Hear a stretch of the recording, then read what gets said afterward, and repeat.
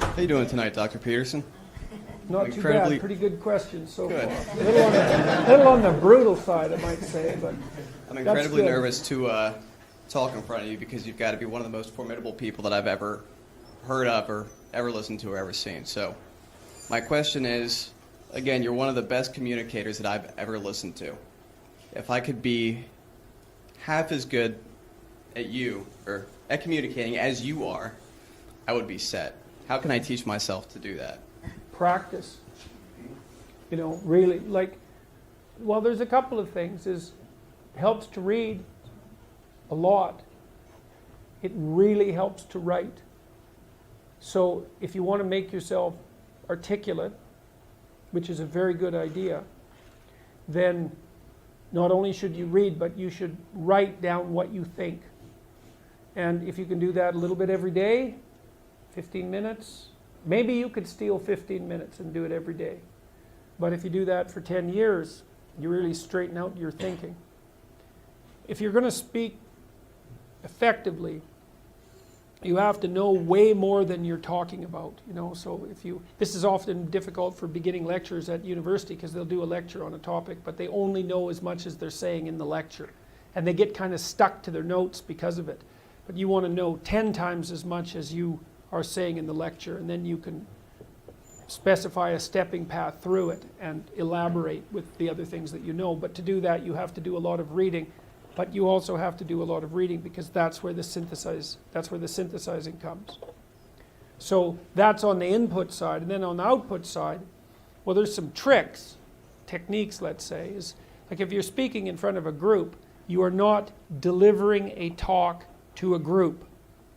That's not what you're doing. The talk isn't a packaged thing that you present to a group. There isn't a group. There's a bunch of individuals, and you talk to them. So when I talk to a group, I always talk to people one at a time.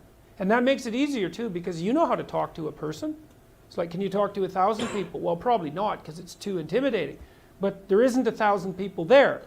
There's 1,000 individuals. And so you just look at an individual and you say something, and you can tell if they're engaged. They look confused, or they look interested, or they look angry, or they look bored, or maybe they're asleep, in which case you look at someone else. And they give you feedback about how you're doing. And so one thing is to have something to say, yeah, but the next thing is pay attention to who you're talking to. Because unless you're very badly socialized, and that seems unlikely in your case because, you know, you present yourself at least moderately well, you know. And, well, I mean, I don't know you very well, but on first sight, you know, you're doing fine. So the probability that if you pay attention to the individuals that you're talking to, that your natural wealth of social skill will manifest itself is extremely high. And so you don't deliver a talk to an audience. That's a really bad way of thinking about it. You're actually engaged in a conversation with an audience. Even if they're not talking, they're nodding and shifting position and, you know, looking like this, and you can pull all that in and use it to govern the level at which you're addressing the entire audience. So the last thing I would say is, well, having the aim to be a good communicator is a good start. And you think, well, I could buttress that to some degree.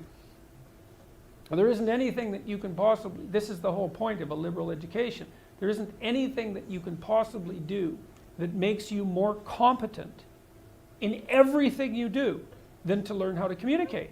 I don't care if you're going to be a carpenter. I mean, being a carpenter, by the way, is very difficult, especially if you're a good carpenter. But if you're good at communicating as a carpenter, you're like 10 times better as a carpenter.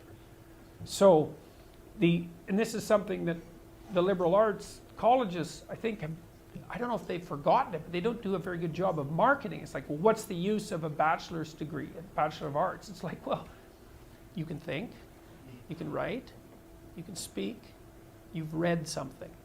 It's like the economic value of that is incalculable. The people that I've watched in my life who've been spectacularly successful they have skills.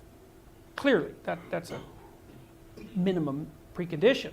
But they're also very, very good at articulating themselves. And so whenever they negotiate, they're successful. Well, that's kind of like the definition of success in life, right? You negotiate and you're it doesn't mean you win. Because if you're a good negotiator, if you're a really good negotiator, everybody walks away from the negotiation thrilled. And so then people line up to do things with you.